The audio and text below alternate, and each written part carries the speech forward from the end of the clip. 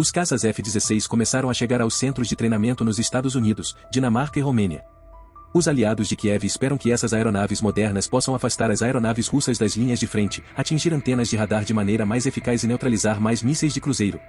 O comandante-em-chefe das Forças Armadas Ucranianas, Valery Zaluzhny, afirmou que os F-16 serão o menos úteis agora do que teriam sido há um ano, pois a Rússia teve tempo para aprimorar suas defesas aéreas.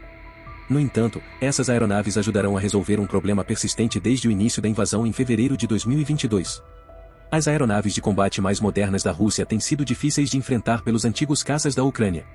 Após meses de negociações, Dinamarca, Bélgica, Noruega e Holanda deram um passo à frente e comprometeram-se a fornecer até 60 caças F-16 para a Ucrânia. Os Estados Unidos deram sinal verde para a exportação, e o Reino Unido entrou em cena para ajudar no treinamento dos primeiros pilotos ucranianos. Assim mesmo, há grande possibilidade de atrasos nas entregas prometidas por cada um daqueles países. Mas quando todos os F-16 forem entregues, isso será o bastante? Esse número relativamente pequeno de aeronaves irá fazer diferença em um conflito convencional em larga escala contra a Rússia? O F-16 Fighting Falcon é um caça multimissão capaz de operações tanto ar-ar quanto ar-solo.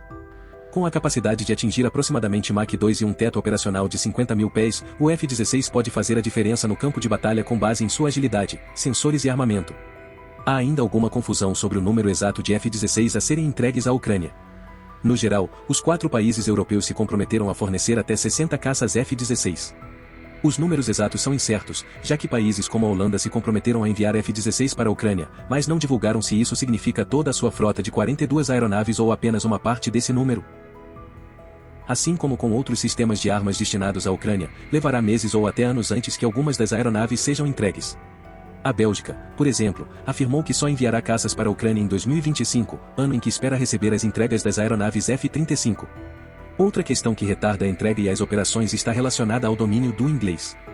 Não há pilotos ucranianos e mantenedores proficientes em inglês em número suficiente. Como os manuais de treinamento e o software estão em inglês, os operadores precisam dominar o idioma. Mas, suponhamos que amanhã a Ucrânia tenha 60 caças F-16 prontos em seus hangares. Isso seria suficiente?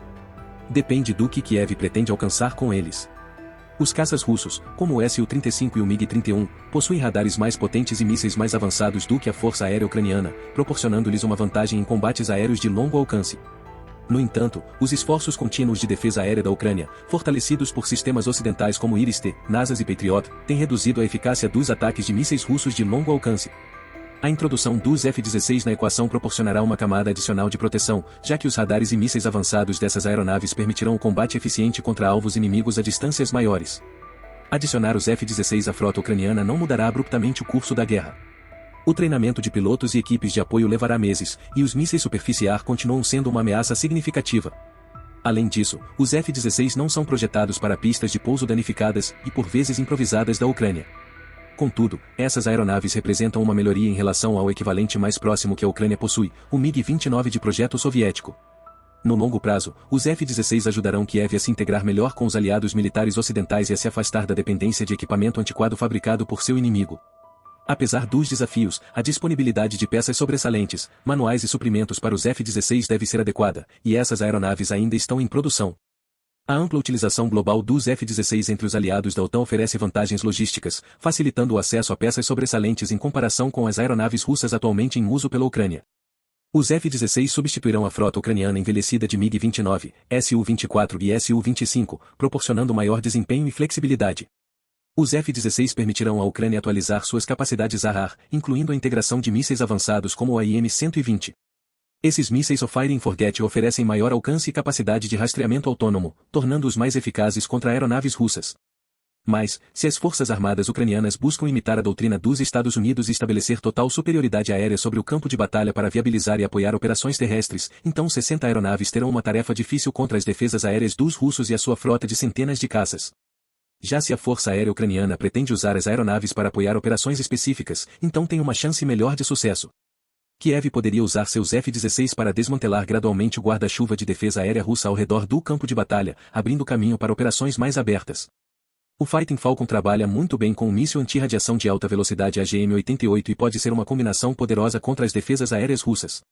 Usados sabiamente, os 60 F-16 podem ajudar as forças ucranianas a alcançar temporariamente a superioridade aérea sobre o campo de batalha quando mais precisam, como por exemplo nas primeiras horas e dias de uma ofensiva em larga escala.